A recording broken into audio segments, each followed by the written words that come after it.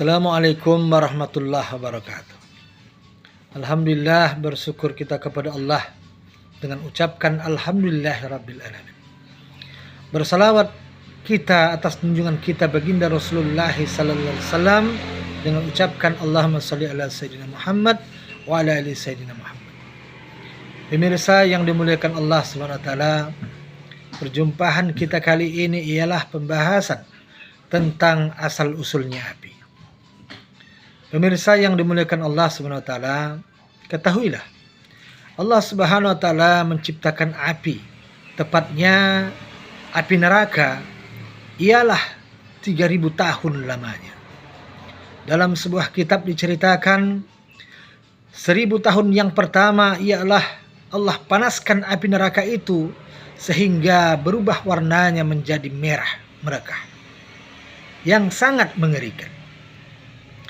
Kemudian dipanaskan kembali sehingga saking panasnya api neraka itu maka berubah warnanya menjadi putih mengerikan. Kemudian setelah 2000 yang kedua, maka 1000 yang terakhir yang ketiga ialah maka dipanaskan kembali api itu sehingga berubah warnanya menjadi kehitam-hitaman. Betapa dahsyatnya, betapa panasnya api neraka itu sehingga Allah Subhanahu wa taala yang mengetahui panasnya api neraka itu. Inilah api neraka inilah yang nanti akan menyiksa manusia durjana yang melawan kepada Allah Subhanahu wa taala. Kemudian karena Nabi Adam alaihissalam yang diutus untuk menjadi khalifah di bumi, sehingga Nabi Adam pun membutuhkan api. Kemudian karena Nabi Adam membutuhkan api, sehingga Allah Subhanahu wa taala perintahkan kepada malaikat Malik untuk membawa api kepada Nabi Adam.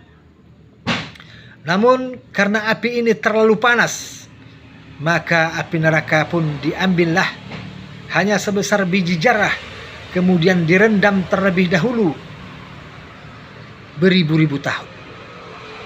Kemudian setelah api neraka yang sebesar biji jarah ini mulai menurun panasnya, barulah api neraka ini dibawa kepada Nabi Adam.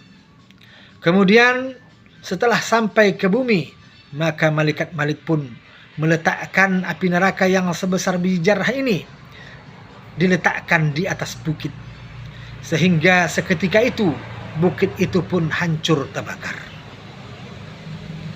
Kemudian dari hasil bakaran bukit itulah yang menjadi api kita sekarang. Dan hari ini kebetulan di negeri yang jauh di sana terjadi kebakaran yang melanda. Namun kebakaran ini adalah dengan izinnya Allah Subhanahu wa taala. Ketahuilah, api tidak bisa membakar tanpa izin oleh Allah Subhanahu wa taala. Api bisa membakar apabila dia berhajat kepada Allah Subhanahu wa taala. Namun tanpa api pun Allah bisa membakar. Inilah tandanya api ini adalah makhluknya Allah Subhanahu wa taala. Pemirsa yang dimuliakan oleh Allah Subhanahu wa taala, marilah kita ketuk hati kita, buka pintu hati kita yang paling dalam. Sesungguhnya kita ini adalah makhluknya Allah Subhanahu wa taala. Orang-orang tua kita berpesan, yang mana pesannya ialah jangan kamu bermain api, nanti kamu bisa terbakar. Jangan kamu berkata-kata seperti api, nanti kamu bisa terbakar sendiri. Inilah artinya jangan kita sombong. Kita ini adalah manusia, bukan makhluk yang lain.